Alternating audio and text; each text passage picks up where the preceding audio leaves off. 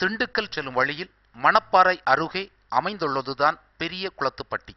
இது திருச்சி மறைமாவட்டத்திற்கும் மணப்பாறை வட்டத்திற்கும் சொந்தமானதுதான் பெரிய குளத்துப்பட்டி.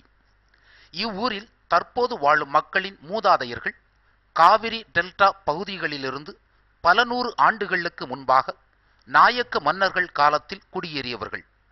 காவிரி ஆறு கரைபுரண்டு ஓடிய காலத்தில் அடிக்கடி ஏற்பட்ட வெள்ளப்பெருக்கினால் பாதிக்கப்பட்டு பாதுகாப்பான இடம் தேடி குடியேறி வந்தவர்கள்.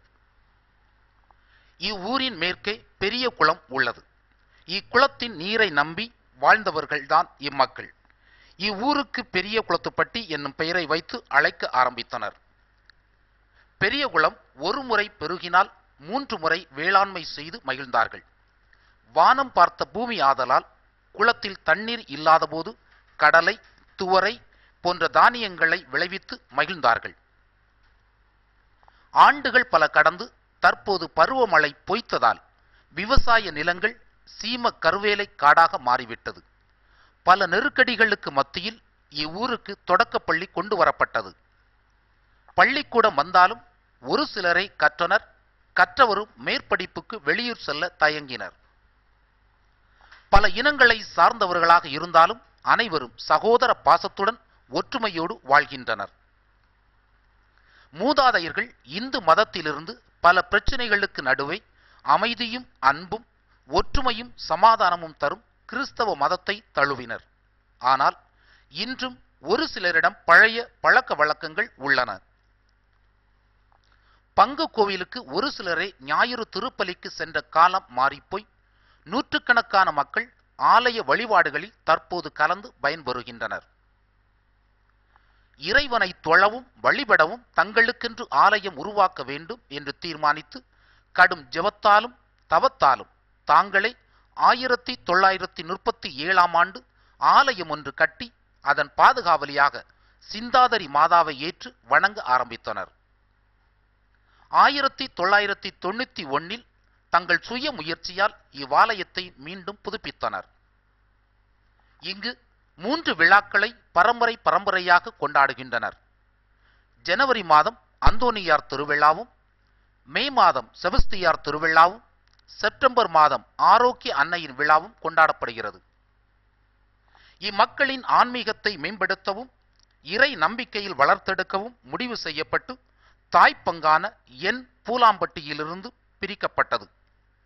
இவ்வூரை பங்காக்க பல முயற்சிகள் எடுத்து உரு கொடுத்தவர்கள் முன்னாள் பங்கு தொந்தையர்களான அருட்திரு தேவராஜ், அருட்திரு அம்ப்ரோஸ் மற்றும் அருட்திரு எட்வர்ட் ராஜா. இவர்களின் முயற்சிக்கும் ஒத்துழைப்பிற்கும் மக்கள் நன்றி கடன் பட்டுள்ளனர். புதிதாக பிரிக்கப்பட்ட பெரிய குளத்துப்பட்டி பங்கை திருச்சி ஆயர் மேதகு ஆண்டனி டிவோட்டோ அவர்கள் வின்செந்தியன் வேத போதக சபைக்கு கொடுத்தார். அப்போதைய இச்சபையின் தென் மாநில தலைவர் அருட்திரு ஜோஸ் ஐக்கரா தலைமையில் இப்புதிய பங்கு வின்செந்தியன் குருக்களிடம் 2004ஆம் ஆண்டு செப்டம்பர் மாதம் 6ஆம் நாள் திங்கள் மாலை 6 மணிக்கு ஒப்படைக்கப்பட்டது. இதன் முதல் பங்கு தொந்தையாக அருட்தொந்தை ஷாஜி அவர்கள் நியமிக்கப்பட்டார். தான் பணியாற்றிய 5 ஆண்டு காலத்தில் மக்களின் மனதை கவர்ந்தார். பல கஷ்டங்களுக்கு மத்தியிலும் அயராது இறைபணி ஆற்றினார். தன்னிடம் ஒப்படைக்கப்பட்ட மக்களை விசுவாசத்தில் வளர்த்தார். விசுவாசத்தில் வளர்ந்த மக்களின் ஆலய வருகை அதிகமானதால் பழைய சிறிய இடிந்து விழும் நிலையிலிருந்த ஆலயத்தை மக்களின் ஆதரவோடு இடித்து புது ஆலயம் உருவாக்கப்பட்டது. புது ஆலயத்தில் இறைவனை தொழுது மகிழ்ந்தனர் மக்கள். பணிபுரியும் குருக்களும் மகிழ்வோடு வாழ வேண்டும் என்பதற்காக குருக்கள் இல்லத்தையும் கட்டினார். எத்தனை குருக்கள் இதற்கு முன் பணி செய்திருந்தாலும், எத்தனை குருக்கள் இனி வரும் காலங்களில் பணி செய்தாலும் மக்கள் இவரை எளிதில் மறக்க மாட்டார்கள்.